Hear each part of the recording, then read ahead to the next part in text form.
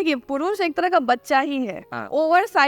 Oversized child उसको हम बोलते हैं। अच्छा, हाँ पुरुष को आप बच्चा समझती है। हाँ, अगर उनको आप प्यार से मोल्ड करें, चाहे आपके फादर हो, चाहे आपके हस्बैंड हो, चाहे आपके भाई हो, हाँ। तो वो हो जाते हैं।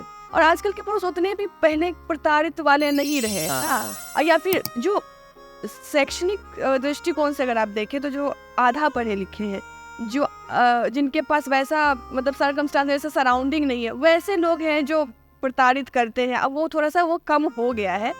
तो हम कहेंगे कि ऐसे पुरुषों को खास करके जो है आप समझे। और हम लोग अक्सर लोग कहते हैं कि आप पुरुष प्रधान नारी, और पुरुष प्रधान नारी नहीं है। एक्चुअली पुरुष उतना भी जटिल चीज़ नहीं है जितना लोग समझ लेते हैं। और आप उनको प्यार से समझाएंगे तो वो समझ जाते हैं। और वही चीज़ को अगर रूडनेस से समझेगा तो आपके पिता भी नहीं समझते, तो आप कैसे, आप ये सोच कैसे सकते हैं आपका पति समझ सकता है।